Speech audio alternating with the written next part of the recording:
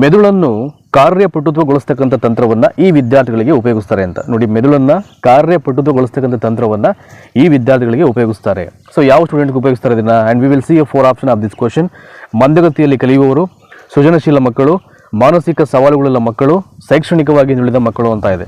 ಇದಕ್ಕೆ ಸರಿಯಾದಂಥ ಆನ್ಸರ್ ಬಂದು ದಟ್ ಈಸ್ ಆಪ್ಷನ್ ನಂಬರ್ 2 ಇದೆಯಲ್ಲ ಇಲ್ಲಿ, ಸೃಜನಶೀಲ ಮಕ್ಕಳು. ಸೊ ಇವ್ರಿಗೆ ಮೆದುಳನ್ನು ಕಾರ್ಯಪಟುತ್ವಗೊಳಿಸ್ತಕ್ಕಂಥ ತಂತ್ರವನ್ನು ಯೂಸ್ ಮಾಡ್ತಾರೆ. ನೋಡಿ, ಇದಕ್ಕೆ ಸಂಬಂಧಪಟ್ಟ ಹಾಗೆ ನಿಮಗೆ ಒಂದು ಪೂರಕವಾದಂಥ ಒಂದು ವಿವರಣೆಯನ್ನು ಕೊಡೋದಾದರೆ ಇಲ್ಲಿ, ಸೊ ಒಂದು ಕಡೆಯಿಂದ ನೋಡೋಣ ಈಗ. ಸೊ ಇಲ್ಲಿ ಏನಿದೆ ಅಂತ, ಈ ತಂತ್ರವನ್ನು ಮೊಟ್ಟ ಮೊದಲ ಬಾರಿಗೆ ಕೈಗಾರಿಕಾ ಮತ್ತು ನಿರ್ವಹಣಾ ಕ್ಷೇತ್ರದಲ್ಲಿ ಬಳಸ್ತಾರೆ. ಸೊ ಯಾರಪ್ಪ ಅದನ್ನು ಬಳಸ್ತಂಥ ಒಬ್ಬ ಮನೋವಿಜ್ಞಾನಿ ಅಂದರೆ ಅಲೆಕ್ಸ್ ಅಸ್ಬರ್ನ್ ಅಂತಕ್ಕಂಥವನು. ಇವನು ಈ ವಿಧಾನದಲ್ಲಿ ತರಗತಿಗಳಲ್ಲೂ ಕೂಡ ಸಹ ವಿಚಾರಗಳ ನಿರರ್ಗಳತೆಯನ್ನು ಹೆಚ್ಚು ಮಾಡಲಿಕ್ಕೆ ಬಳಸಲಿಕ್ಕೆ ಸಾಧ್ಯ ಆಗುತ್ತೆ. ಫಸ್ಟ್ ಇಂಡಸ್ಟ್ರಿ ಲೆವೆಲ್ಗೆ ಇದನ್ನು ಯೂಸ್ ಮಾಡ್ತಾರೆ, ಈ ಒಂದು ಮೆದುಳನ್ನು ಕಾರ್ಯಪಟುತ್ವಗೊಳಿಸ್ತಕ್ಕಂಥ ಒಂದು ತಂತ್ರವನ್ನು ಅಲೆಕ್ಸ್ ಅಂತಕ್ಕಂಥ ಒಬ್ಬ ಮನೋವಿಜ್ಞಾನಿ. ಇದಾದ ನಂತರದಲ್ಲಿ ಕ್ಲಾಸ್ ರೂಮಲ್ಲೂ ಕೂಡ ಈ ಒಂದು ಮೆಥಡನ್ನು ಅವನು ಯುಟಿಲೈಸ್ ಮಾಡ್ತಾನೆ. ಅಂದರೆ ಸೊ ವಿದ್ಯಾರ್ಥಿಗಳ ವಿಚಾರಗಳ ಒಂದು ಆ ಸಂಕೀರ್ಣತೆಯನ್ನು ಜಾಸ್ತಿ ಮಾಡಲಿಕ್ಕೆ, ಅದರ ಒಂದು ಫ್ಲೂಯೆನ್ಸಿಯನ್ನು ಜಾಸ್ತಿ ಮಾಡಲಿಕ್ಕೆ ಇದನ್ನು ಅಂತ ಇಲ್ಲಿ ಬಳಸುವಂಥದ್ದು. ಅಂದರೆ ಇಲ್ಲಿ ಏನಾಗುತ್ತೆ, ಅವಾಗ ಯಾವುದಾದ್ರು ಒಂದು ಸಮಸ್ಯೆಯನ್ನು ಪರಿಹಾರ ಮಾಡಬೇಕಾದ್ರೆ ವಿದ್ಯಾರ್ಥಿಗಳು ತಮಗೆ ಸಾಧ್ಯವಾದಷ್ಟು ವಿಚಾರಗಳನ್ನು ಉತ್ಪಾದನೆ ಮಾಡಲಿಕ್ಕೆ ಅವ್ರು ಏನಾಗುತ್ತೆ, ಎನ್ಕರೇಜ್ ಸಿಗುತ್ತೆ. ಅವಾಗ ಏನಾಗುತ್ತೆ, ಸೊ ಜಾಸ್ತಿ ವಿಚಾರಗಳಾಗಿರ್ಬೋದು ಅದು ಇನ್ಕ್ರೀಸ್ ಆಗಲಿಕ್ಕೆ ಸಾಧ್ಯ ಆಗುತ್ತೆ ಅವಾಗ. ಸೊ ಈ ವಿಧಾನ ಅಂತಕ್ಕಂಥದ್ದು ಸಮಸ್ಯೆಗೆ ವಿವಿಧ ಪರಿಹಾರಗಳನ್ನು ಕೊಡ್ತಕ್ಕಂಥ ಸಂದರ್ಭಗಳಲ್ಲಿ ಹೆಚ್ಚು ಉಪಯೋಗಕರವಾದಂಥ ಒಂದು ತಂತ್ರ ಆಗುತ್ತೆ. ಹಾಗಾಗಿ ಈ ಒಂದು ಪ್ರಶ್ನೆಗೆ ಆಪ್ಷನ್ ನಂಬರ್ 2 ಇದೆಯಲ್ಲ, it's right answer. So next we will go forward. Question number 62 ಇಲ್ಲಿ, ಕಲಿಕೆಯಲ್ಲಿ ಹಿಂದುಳುವಿಕೆಯು ಕೆಳಗಿನ ಒಂದನ್ನು ಬಿಟ್ಟು ಯಾವುದರಿಂದಲಾದರೂ ಉಂಟಾಗಬಹುದು ಅಂತ. ಕಲಿಕೆಯಲ್ಲಿ ಹಿಂದುಳಿದುವಿಕೆಯು ಕೆಳಗಿನ ಒಂದನ್ನು ಬಿಟ್ಟು ಬೇರೆ ಯಾವುದರಿಂದ ಬೇಕಾದರೂ ಉಂಟಾಗಬಹುದು ಅಂತ ಇದೆ ಇಲ್ಲಿ. ಸೊ ಒಂದನ್ನು ಬಿಟ್ಟು ಅಂತ ಇದೆ, ಆ ಒಂದನ್ನು ಬಿಟ್ಟು ಯಾವುದು ಸರಿಯಾದಂಥ ಉತ್ತರ 4 ಆಪ್ಷನ್ಲಿ ನೋಡಬೇಕೀಗ. ಶಿಕ್ಷಕರ ಬೋಧನಾ ರೀತಿಯಿಂದ, ಮಂದಬುದ್ಧಿಯಿಂದ, ಪ್ರಸವ ಪೂರ್ವ ಹಂತದಲ್ಲಿ ಮದ್ಯಪಾನ ಮಾಡುವುದರಿಂದ, ಶೈಶವಾವಸ್ಥೆಯಲ್ಲಿನ ಮಾನಸಿಕ ಕಾಯಿಲೆಯಿಂದ ಅಂತ ಇದೆ ಇಲ್ಲಿ. So 4 option. ಸೊ ಇದರಲ್ಲಿ ಸರಿಯಾದಂಥ ಒಂದು ಆನ್ಸರ್ ಬಂದು 62ನೇ ಪ್ರಶ್ನೆಗೆ ಪ್ರಸವ ಪೂರ್ವ ಹಂತದಲ್ಲಿ ಮದ್ಯಪಾನ ಮಾಡುವುದರಿಂದ ಅಂತಿದೆಯಲ್ಲ, it is right answer of this question ಅಂತ. ನೋಡಿ, ಈ ಪ್ರಸವ ಪೂರ್ವ ಹಂತದಲ್ಲಿ ಮದ್ಯಪಾನ ಮಾಡುವುದರಿಂದ ಅಂತಕ್ಕಂಥ ಒಂದು ಅಂಶವನ್ನು ಬಿಟ್ಟರೆ ಸೊ ಉಳಿದೆಲ್ಲವೂ ಕೂಡ ಕಲಿಕೆಯಲ್ಲಿ ಹಿಂದುಳಿದ ಮಕ್ಕಳಿಗೆ ಸಂಬಂಧಪಟ್ಟಂಥ ಅಂಶಗಳಿವೆಲ್ಲ. ಶಿಕ್ಷಕರ ಬೋಧನಾ ರೀತಿ ಆಗಿರ್ಬೋದು, ಮಂದಬುದ್ಧಿಯಿಂದ ಆಗಿರ್ಬೋದು, ಶೈಶವಾವಸ್ಥೆಯಲ್ಲಿನ ಮಾನಸಿಕ ಕಾಯಿಲೆಯಿಂದ ಆಗಿರ್ಬೋದು ಅಂತ ಇದೆಯಲ್ಲ, ಇವು ಬಂದುಬಿಟ್ಟು ಇವೆಲ್ಲವೂ ಕೂಡ ಕಲಿಕೆಯಲ್ಲಿ ಹಿಂದುಳಿದ ಮಕ್ಕಳಿಗೆ ಅನ್ವಯ ಆಗ್ತಕ್ಕಂಥ ಪಾಯಿಂಟು.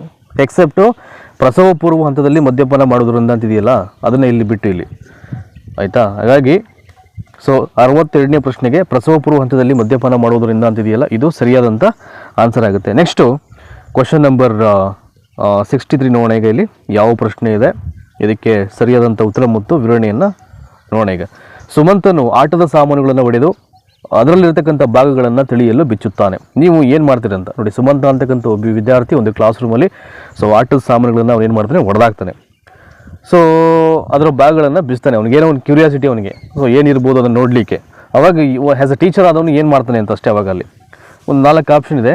ಅವನ ಕುತೂಹಲವನ್ನು ಪ್ರೋತ್ಸಾಹಿಸಿ ಅವನ ಶಕ್ತಿಯನ್ನು ಉದಾತ್ತೀಕರಿಸುವಿರಿ. ಸುಮಂತ್ರನನ್ನು ಆಟವಾಡುವುದಕ್ಕೆ ಬಿಡುವುದೇ ಇಲ್ಲ. ಯಾವಾಗಲೂ ಹತ್ತಿರದಿಂದ ವೀಕ್ಷಿಸುತ್ತೀರಿ. ಅವನಿಗೆ ಆಟದ ಸಾಮಾನುಗಳನ್ನು ಒಡೆದು ಹಾಕಬಾರದೆಂದು ಅರ್ಥ ಮಾಡಿಸುವಿರಿ ಅಂತ ಇದೆ ಇಲ್ಲಿ.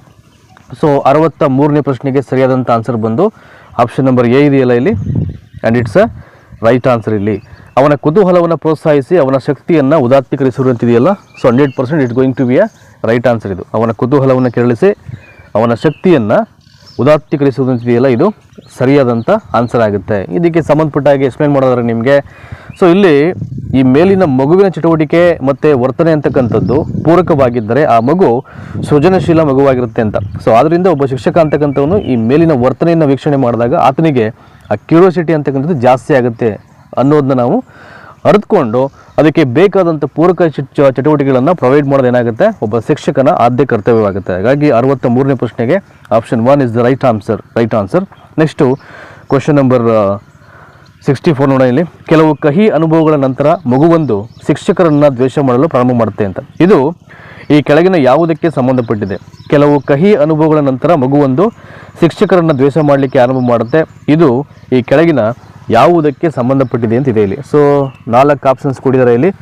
ಜ್ಞಾನಾತ್ಮಕ ವರ್ತನೆ, ಕ್ರಿಯಾಜನ್ಯ ವರ್ತನೆ, ಭಾವನಾತ್ಮಕ ವರ್ತನೆ ಮತ್ತು ಪ್ರತಿಫಲಾತ್ಮಕ ವರ್ತನೆ ಅಂತ ಇದೆ. ಸೊ 64ನೇದಕ್ಕೆ ಸರಿಯಾದಂಥ ಉತ್ತರ that is option number second ಇದೆಯಲ್ಲ, ಕ್ರಿಯಾತ್ಮಕ ವರ್ತನೆ ಅಂತ, ಇದು ಇದಕ್ಕೆ ಸರಿಯಾದಂಥ ಆನ್ಸರ್ ಆಗುತ್ತೆ. ಯಾಕಂದರೆ ಇಲ್ಲಿ ಯಾವುದೋ ಒಂದು ಬಿಟ್ಟರ್ ಎಕ್ಸ್ಪೀರಿಯೆನ್ಸ್ ಆಗಿಬಿಡುತ್ತೆ ಒಂದು ಮಗುವಿಗೆ ಕ್ಲಾಸ್ ರೂಮ್ಸಲ್ಲಿ.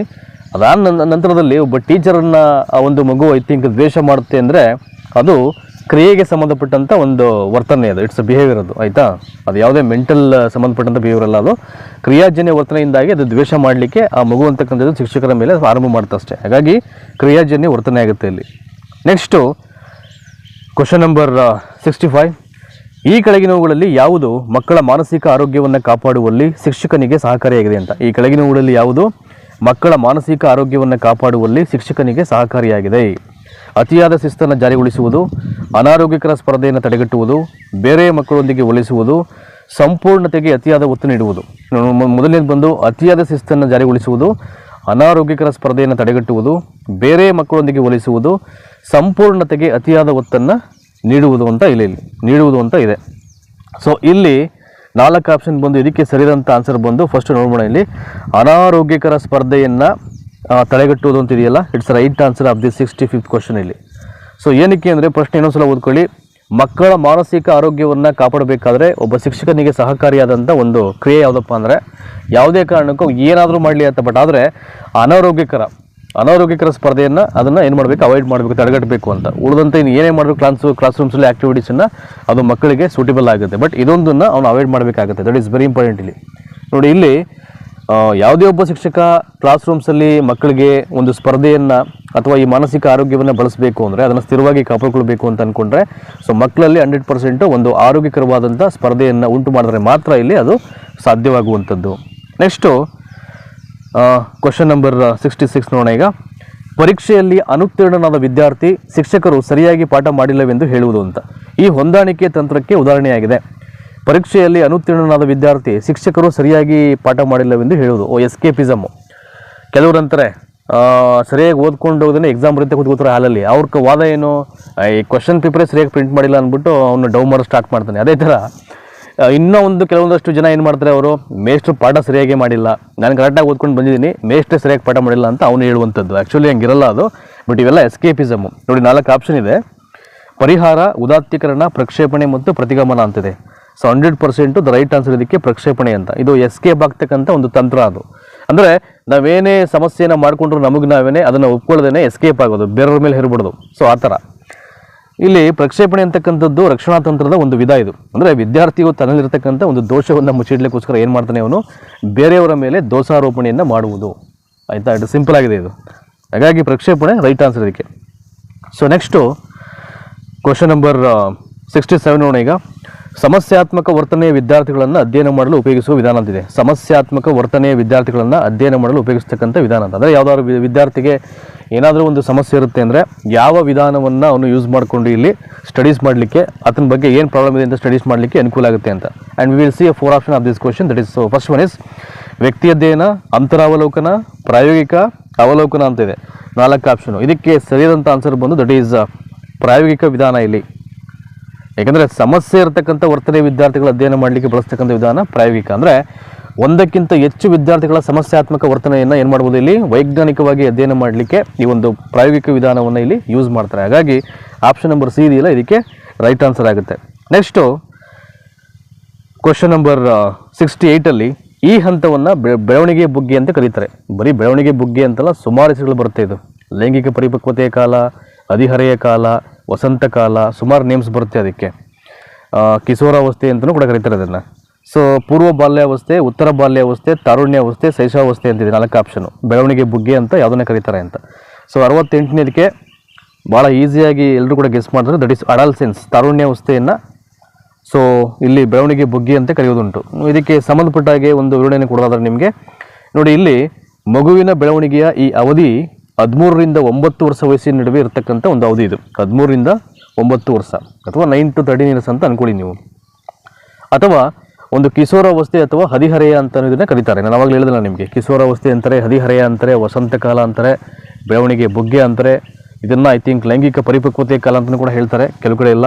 ಸೊ ಹಾಗಾಗಿ ಈ ಕಾಲದಲ್ಲಿ ಮಗುವಿನ ದೇಹದಲ್ಲಿ ಅನೇಕ ದೈಹಿಕ ಬದಲಾವಣೆಗಳು ಹಾಗೂ ವಿಕಾಸಾತ್ಮಕ ಕಾರ್ಯಗಳು ನಡೆಯೋದರಿಂದ ಈ ಅವಧಿಯನ್ನು ಅಂದರೆ ಗ್ರೋಯಿಂಗ್ ಅಪ್ ಅಂತ, ಬೆಳವಣಿಗೆ ಬುಗ್ಗೆ ಅಂತ ಅದನ್ನು ಇಲ್ಲಿ ಕರೆಯೋದುಂಟು ಇಲ್ಲಿ. ಹಾಗಾಗಿ ಇದಕ್ಕೆ ಆಪ್ಷನ್ 3 ಇದೆಯಲ್ಲ ತಾರುಣ್ಯಾವಸ್ಥೆ, ಇದಕ್ಕೆ ಸರಿಯಾದಂಥ ಉತ್ತರ ಆಗುತ್ತೆ. ನೆಕ್ಸ್ಟು ಕ್ವಶನ್ ನಂಬರ್ 69 ನೋಡೋಣ. ಈಗ ಸೃಜನಶೀಲತೆಯ ಪ್ರಕ್ರಿಯೆಯಲ್ಲಿ ಅನುಸರಿಸಬೇಕಾದ ಹಂತಗಳ ಅನುಕ್ರಮ ಅಂತಿದೆ. ಸೃಜನಶೀಲತೆಯ ಪ್ರಕ್ರಿಯೆಯಲ್ಲಿ ಅನುಸರಿಸಬೇಕಾದಂಥ ಹಂತಗಳ ಅನುಕ್ರಮ ಅಂತಿದೆ. ಸೊ ಯಾವ್ಯಾವ ಹಂತಗಳು ಬರುತ್ತೆ ಎಲ್ಲವನ್ನು ಆ ಕಡೆ ಕೊಟ್ಟಿದ್ದಾರೆ, ಅದನ್ನು ಒಂದೊಂದೇ ನಾವು ನೀಟಾಗಿ ಇಲ್ಲಿ ಜೋಡಿಸಬೇಕು. 4 ಆಪ್ಷನಲ್ಲಿ ಯಾವುದು ಕ್ರಮವಾಗಿ ಜೋಡಿಸಲ್ಪಟ್ಟಿದೆ ಅಂತ ಇಲ್ಲಿ ನೋಡ್ಕೊಂಡನ್ನು ನಾವು ಆಯ್ಕೆ ಮಾಡಬೇಕು ಈಗ. ಸೊ ಮೊದಲನೇದರಲ್ಲಿ ಸಿದ್ಧತೆ, ಪರಿಪಾಕಾವಸ್ಥೆ, ಜ್ಞಾನೋದಯ, ತಾಳೆನೋಡುವಿಕೆ. ತಾಳೆನೋಡುವಿಕೆ, ಜ್ಞಾನೋದಯ, ಸಿದ್ಧತೆ, ಪರಿಪಾಕಾವಸ್ಥೆ. ಜ್ಞಾನೋದಯ, ತಾಳೆನೋಡುವಿಕೆ, ಸಿದ್ಧತೆ ಮತ್ತು ಪರಿಪಾಕಾವಸ್ಥೆ ಅಂತಿದೆ. ಇನ್ನು ಕೊನೆಯದಾಗಿ ಪರಿಪಾಕಾವಸ್ಥೆ, ಸಿದ್ಧತೆ, ಜ್ಞಾನೋದಯ ಮತ್ತು ತಾಳೆನೋಡುವಿಕೆ ಅಂತ ಇದೆ. ಸೊ 69ನೇದಕ್ಕೆ ಸರಿಯಾದಂಥ ಉತ್ತರ ಕ್ರಮಬದ್ಧವಾಗಿರೋದು ಸೃಜನಶೀಲತೆಯ ಪ್ರಕ್ರಿಯೆಗಳು ಅಂದರೆ ಯಾವ್ದು ಬರುತ್ತೆ ಮೊದಲು ಅಂದರೆ ಆಪ್ಷನ್ ನಂಬರ್ ಎ ಇದೆಯಲ್ಲ. ಸೊ ಮೊದಲನೇದು ಬರೋದು ಸಿದ್ಧತೆ, ಅದಾದಮೇಲೆ ಪರಿಪಾಕಾವಸ್ಥೆ, ಅದಾದಮೇಲೆ ಜ್ಞಾನೋದಯ, ಕೊನೆಯದು ಬಂದು ತಾಳೆನೋಡುವಿಕೆ. ಇವೆಲ್ಲ ಸಮವೇರ್ ಕನ್ಫ್ಯೂಸ್ ಆಗ್ಬೋದು. ಸೊ ಯಾವುದು ನಿಮಗೆ ಕ್ಲಿಷ್ಟಕರವಾದಂಥ ಪ್ರಶ್ನೆ ಅಂತ ಅನಿಸುತ್ತೋ ಅಥವಾ ಓದಲಿಕ್ಕೆ ಸ್ವಲ್ಪ ಅಂದರೆ ಅದನ್ನು ಮೈಂಡಲ್ಲಿ ಇಟ್ಕೊಳ್ಳಿಕ್ಕೆ ಸ್ವಲ್ಪ ಕಷ್ಟ ಅಂತ ಅನಿಸುತ್ತೋ ಅವುಗಳ ಒಂದು ಅಭ್ಯಾಸವನ್ನು ನೀವು ಜಾಸ್ತಿ ಮಾಡಬೇಕು. ಅದನ್ನು ಕಂಟಿನ್ಯೂ ಮಾಡ್ಕೊಡಿದ್ದೇನೆ. ಸೊ ನಿರಂತರವಾಗಿ ಪ್ರಾಕ್ಟೀಸ್ ಮಾಡ್ತಾ ಏನಾಗುತ್ತೆ ನಿಮಗೆ, ಸೊ ಯಾವುದೇ ಕಾರಣಕ್ಕೂ ಆಪ್ಷನ್ಸು ನಿಮಗೆ ಕನ್ಫ್ಯೂಸ್ ಆಗಲ್ಲ. ಅದರ ಸ್ಟೆಪ್ಸು ನೀಟಾಗಿರುತ್ತೆ ಮೈಂಡಲ್ಲಿ, ಅದು ಆಯಿತಾ. ಅಂದರೆ ಅಭ್ಯಾಸಗಳು ಜಾಸ್ತಿ ಆಗಬೇಕಷ್ಟೇ. It's very simple. Next so we will go forward. Question number 70 ನೋಡೋಣ. ಈಗ ಇಲ್ಲಿ ಮಾನಸಿಕ ವಯಸ್ಸು 15 ಇರತಕ್ಕಂಥ ಓರ್ವ ಹುಡುಗಿಯ IQ 125 ಇದ್ದರೆ ಅವಳ ದೈಹಿಕ ವಯಸ್ಸು ಎಷ್ಟು? ಸೊ ಕಳೆದಂಥ ವಿಡಿಯೋ ಸೆಷನ್ಗಳಲ್ಲಿ ಬುದ್ಧಿಶಕ್ತಿ ಎಷ್ಟು ಅಂತ ನಾವು ಕಂಡುಹಿಡಿತಾ ಇದ್ವಿ. ಆ್ಯಂಡ್ ಇಲ್ಲಿ ದೈಹಿಕ ವಯಸ್ಸು CA ಕ್ರೋನಲಾಜಿಕಲ್ ಏಜ್ ಎಷ್ಟು, ಇದಕ್ಕೆ ಸಂಬಂಧಪಟ್ಟಾಗೆ ಒಂದು ಬುದ್ಧಿಶಕ್ತಿ ಅಂದರೆ ಲೆಕ್ಕ ಇದೆ ಇದು. ಹಾಗಾಗಿ ನೋಡಿ ಇಲ್ಲಿ ನಿಮಗೆ ಐ ಥಿಂಕ್ ಸೊ ಈಗ ಮಾನಸಿಕ ವಯಸ್ಸು ಎಷ್ಟು 15 ಅಂತ ಗೊತ್ತಾಗಿದೆ ನಿಮಗೆ. ಇನ್ನು ಆ ಹುಡುಗಿಯ IQ ಎಷ್ಟು 125 ಅಂತ ಗೊತ್ತಾಗಿದೆ. ಈಗ ದೈಹಿಕ ವಯಸ್ಸು ಎಷ್ಟು ಅಂತ ನಾವು ಫಸ್ಟು ಕಂಡುಹಿಡಿಬೇಕು ಈಗ, ಆಯಿತಾ. ನೋಡಿ ಈಗ ಇಲ್ಲಿ ಒಂದು ಫಾರ್ಮುಲಾ ಇದೆ. ಈಗ IQ = MA/CA × 100 ಇದು ಬುದ್ಧಿಶಕ್ತಿ ಕಂಡಿರ್ತಕ್ಕಂಥ ಸೂತ್ರ. ಬಟ್ ಆದರೆ ದೈಹಿಕ ವಯಸ್ಸನ್ನು ಕಂಡುಹಿಡಲಿಕ್ಕೆ ಅದಕ್ಕೊಂದು ಫಾರ್ಮುಲಾ ಬರುತ್ತೆ. ನೋಡಿ ಇಲ್ಲಿ ಹಾಕ್ತೀನಿ ನಾನು ಅದನ್ನು ರೈಟ್ ಸೈಡಲ್ಲಿ. ಈಗ CA = MA/CA.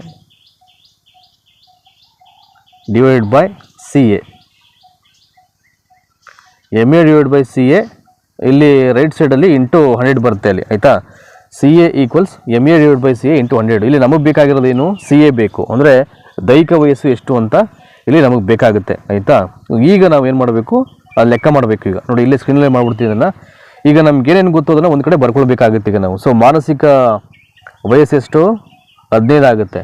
ಸೊ ಮಾನಸಿಕ ವಯಸ್ಸು ಎಲ್ಲಿ ಬರುತ್ತೆ ಫಸ್ಟು ಈಗ, that is I think so 15 ಅಂದರೆ ಅದನ್ನು ಇಲ್ಲಿ ನಾವು ಮೇಲೆ ಬರ್ಕೋತೀವಿ ಈಗ, ಆಯಿತಾ. ಮಾನಸಿಕ ವಯಸ್ಸು 15 MA ಆಗುತ್ತೆ ಅದು. ಸೊ ನೆಕ್ಸ್ಟು 125 ಇಲ್ಲಿ. ಸೊ 125 IQ ಎಷ್ಟು 125 ಅದರ ಕೆಳಗಡೆ ಬರ್ಕೋಬೇಕು ಈಗ ನಾವು, ಆಯಿತಾ. 125 × 100 ಮಾಡ್ಕೊಳ್ಳಿ ಈಗ ಅದನ್ನು, ಆಯಿತಾ. ಸೊ ಇಂಟು 100 ಮಾಡಿಕೊಂಡ್ರೆ ಈಗ ಅದನ್ನು ಕ್ಲಾಸಿಫಿಕೇಷನ್ ಮಾಡಬೇಕು. ಈಗ 125 × 100 ಆಗುತ್ತೆ. ಈಗ ಅದನ್ನು ಯಾವ ಥರ ಮಾಡ್ತಾರೆ ಈಗ ನೀವು, ಅಲ್ಲಿಗೆ ಏನಾಗುತ್ತೆ 15/125 × 100 ಮಾಡೋಕ್ಕೆ ಹೋದರೆ ಸೊ ಆನ್ಸರ್ ಎಷ್ಟು ಬರುತ್ತೆ ನಿಮಗೇನು 12 ಬರುತ್ತೆ ಅಲ್ವಾ. ಸೊ 12 ಆಪ್ಷನ್ ಎಲ್ಲಿದೆ ಇಲ್ಲಿ ನೋಡಿ, ಆಪ್ಷನ್ ನಂಬರ್ 4 ಇದೆಯಲ್ಲ, ರೌಂಡ್ ಆಫ್ ಮಾಡ್ಬಿಡ್ತೀನಿ ಅದನ್ನು. ಆಪ್ಷನ್ ನಂಬರ್ 4 12 ಆಗುತ್ತೆ. ಸೊ ಅವಾಗ ಏನಾಗುತ್ತೆ ನಿಮಗೆ, ಮಾನಸಿಕ ವಯಸ್ಸು 15 ವರ್ಷ ಇರುತ್ತೆ ಆ ಹುಡುಗಿಗೆ, ಮತ್ತು ಆ ಹುಡುಗಿಯ IQ 125 ಇರುತ್ತೆ.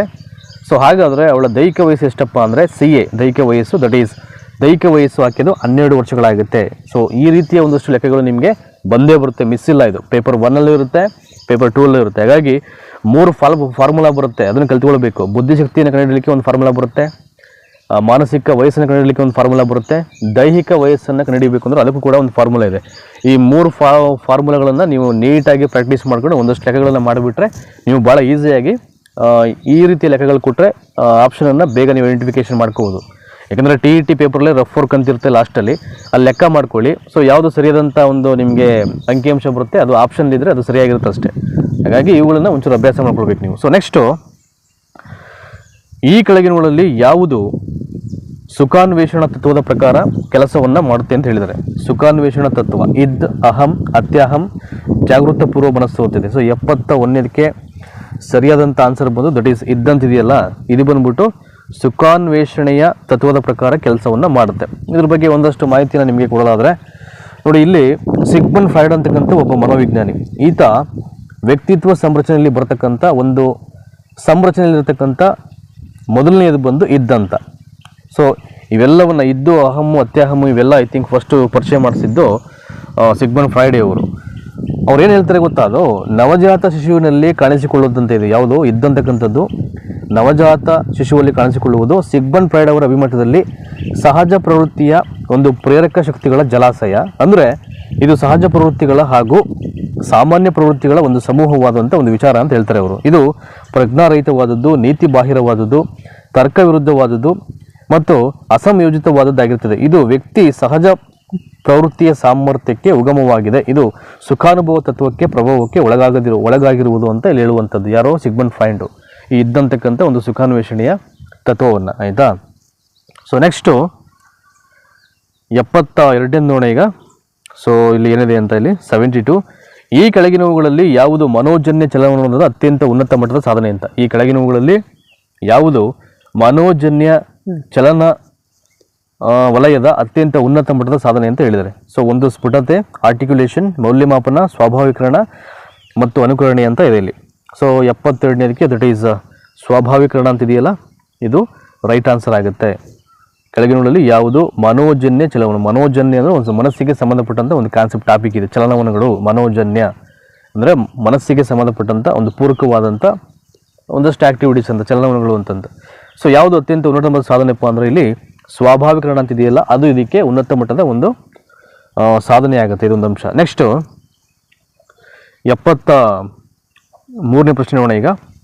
ಕೆಳಗಿನ ಯಾವ ಒಂದು ಜೊತೆಯ ಅಂಶಗಳನ್ನು ಒಂದೇ ನಾಣ್ಯದ ಎರಡು ಮುಖಗಳು ಅಂತ ಕರೆಯಲಾಗುತ್ತೆ. ನೋಡಿ, ಸೈಕಾಲಜಿಯಲ್ಲಿ ಇದೆ. ಈಗ ನಾವು ಇಷ್ಟೆಲ್ಲ ಹೇಳ್ತೀವಲ್ಲ, ಸಾಹಿತ್ಯ ಮತ್ತು ಇತಿಹಾಸವನ್ನು ಒಂದೇ ನಾಣ್ಯದ ಎರಡು ಮುಖ ಅಂತ ಹೇಳೋದುಂಟು. ಸೊ ಅದೇ ರೀತಿ ಇಲ್ಲೂ ಕೂಡ. ಸೊ ಸೈಕಾಲಜಿಯಲ್ಲಿ ಒಂದೇ ನಾಣ್ಯದ ಎರಡು ಮುಖ ಅಂತ ನಾವೇನು ಹೇಳ್ತೀವಿ ಇಲ್ಲಿ, ಯಾವ ಕಾನ್ಸೆಪ್ಟನ್ನು ಇಲ್ಲಿ ಮೊದಲನೇದು ಬಂದು ಆಸಕ್ತಿ ಮತ್ತು ಅವಧಾನ, ಆಸಕ್ತಿ ಮತ್ತು ಪರಿಪಕ್ವತೆ, ಪರಿಪಕ್ವತೆ ಮತ್ತು ಪ್ರೇರಣೆ, ಮನೋಭಾವ ಮತ್ತು ಪರಿಪಕ್ವತೆ ಅಂತ ಇದೆ. ಸೊ 73ನೇದಕ್ಕೆ ಆಸಕ್ತಿ ಮತ್ತು ಪರಿಪಕ್ವತೆ ಅಂತಿದೆಯಲ್ಲ ಇಲ್ಲಿ, ಐ ಥಿಂಕ್ ಇಟ್ ಈಸ್ ಒಂದೇ ನಾಣ್ಯದ ಎರಡು ಮುಖಗಳಾಗುತ್ತೆ ಇದು ಈ ಒಂದು ಪ್ರಶ್ನೆಗೆ. ನೋಡಿ, ಇದಕ್ಕೆ ಒಂದಷ್ಟು ಮಾಹಿತಿಯನ್ನು ನಿಮಗೆ ಹೇಳೋದಾದರೆ, ಆಸಕ್ತರು ವಸ್ತುಗಳು, ಸಂಗತಿಗಳು ಅಥವಾ ವ್ಯಕ್ತಿಗಳ ಬಗ್ಗೆ ಅನುಕೂಲಕರವಾದಂಥ ಮನೋಭಾವನೆಯನ್ನು ಏನು ಮಾಡ್ಬೋದು, ಅದನ್ನು ಹೇಳ್ಬೋದು ಅದನ್ನು. ಆಯಿತಾ. ಸೊ ಆಸಕ್ತಿ ಅಂತಕ್ಕಂಥದ್ದು ಒಂದು ಅಭಿರುಚಿ ಅದು. ಸೊ ಬಲವಾಗಿದೆ ನಮ್ಮನ್ನು ಒಬ್ಬ ವ್ಯಕ್ತಿ ಅಥವಾ ಒಂದು ಚಟುವಟಿಕೆಯಲ್ಲಿ ಭಾಗವಹಿಸುವುದು ಮತ್ತು ಆ ಚಟುವಟಿಕೆಯಲ್ಲಿ ಭಾಗವಹಿಸಿದ್ದರ ಪರಿಣಾಮ ಎರಡಕ್ಕೂ ಕಾರಣ ಆಗುತ್ತೆ. ಅವಧಾನ ಅಂತಕ್ಕಂಥದ್ದು ಪ್ರಜ್ಞಾನಪೂರ್ವಕವಾಗಿ ಆಯ್ದು ಚಟುವಟಿಕೆ ಯಾವುದರ ಮೂಲಕ ವ್ಯಕ್ತಿ ನಿರ್ದಿಷ್ಟ ಉದ್ದೀಪನ ಅಥವಾ ಉದ್ದೀಪನಗಳ ಪಟ್ಟಿಯನ್ನು ಗ್ರಹಿಸುತ್ತಾನೋ ಅದೇ ಅವಧಾನವಾಗುತ್ತೆ. ಅವಧಾನ ಅಂದರೆ ಇಟ್ಸ್ ನಥಿಂಗ್ ಬಟ್ ಅಟೆನ್ಷನ್ ಅಂತ. ಸೊ ಆಸಕ್ತಿ ಅಂದರೆ ಇಂಟ್ರೆಸ್ಟ್, ಗಮನ ಹರಿಸೋದು. ಅವಧಾನ ಅಂದರೆ ಅಟೆನ್ಷನ್, ಒಂದು ವಸ್ತುವಿನ ಕಡೆ ನಮ್ಮ ಮನಸ್ಸನ್ನು ಕೇಂದ್ರೀಕರಿಸೋದು ಅಂತ. ಆಯಿತಾ. ಸೊ ಎರಡೂ ಕೂಡ ವೆರಿ ಇಂಪಾರ್ಟೆಂಟ್ ಆಗುತ್ತೆ. ಸೊ ಆಸಕ್ತಿ ಮತ್ತು ಅವಧಾನ ಆ್ಯಕ್ಚುಲಿ ನನ್ನ ಪ್ರಕಾರ ಇದು ನೋಡೋದಾದರೆ, ಸೊ ಆಸಕ್ತಿ ಮತ್ತು ಅವಧಾನ ಇದಕ್ಕೆ ಸರಿಯಾದಂಥ ಆನ್ಸರ್ ಆಗುತ್ತೆ ಈ ಒಂದು ಎಕ್ಸ್ಪ್ಲನೇಷನ್ ನೋಡೋದಾದರೆ ಕೆಲವೊಂದು ವಿಚಾರಗಳನ್ನು. ಬಟ್ ಪರಿಪಕ್ವತೆ ಬೇರೆ, ಆಸಕ್ತಿ ಮತ್ತು ಅವಧಾನ ಇಟ್ಸ್ ಎ ವೆರಿ ಇಂಪಾರ್ಟೆಂಟ್ ಇಲ್ಲಿ. ಆಯಿತಾ. ಒಂದು ಇಂಟ್ರೆಸ್ಟು ಮತ್ತೊಂದು ಅಟೆನ್ಷನ್ ಅಂತ. ಹಾಗಾಗಿ ಇವೆರಡು ಭಾಳ ಮುಖ್ಯವಾದಂಥ ಅಂಶಗಳು 73ನೇದಕ್ಕೆ. ಸೊ ಆಪ್ಷನ್ ಒಂದೇ ಕರೆಕ್ಟ್ ಆನ್ಸರ್ ಅಂತ. ಇನ್ ಕೇಸ್ ಇದ್ರ ಬಗ್ಗೆ ನಿಮಗೆ ಕ್ಲಾರಿಟಿ ಇದ್ದರೆ ಒಂಚೂರು ಕಮೆಂಟಲ್ಲಿ ಮಾಡಿ, ನನಗೆ ಬೇಕಾದ್ರೆ ನಾನು ಬೇರೆ ಬೇರೆ ಬುಕ್ಕು ರೆಫರ್ ಮಾಡಿ ನಾನು ನಿಮ್ಗೆ ಹೇಳ್ತೀನಿ ಅಂದರೆ ನೆಕ್ಸ್ಟ್ ಸೆಷನ್ಸಲ್ಲಿ. ಆಯಿತಾ. So next we will go forward. 74ನೇ ಪ್ರಶ್ನೆ ಈಗ. ಕೆಳಗಿನ ಯಾವುದನ್ನು ಸಂಶೋಧಕನ ಕಣ್ಣು ಅಂತ ಕರೆಯುತ್ತಾರೆ ಅಂತ. ಇದು ಭಾಳ ಮುಖ್ಯವಾದ ಪ್ರಶ್ನೆ. ಯಾವುದೋ ಒಂದು 2 ಪತ್ರಿಕೆಗಳಲ್ಲಿ ಕೇಳಿದ್ರು ಅನ್ಸುತ್ತೆ, ನನಗೆ ನೆನಪಿದೆ.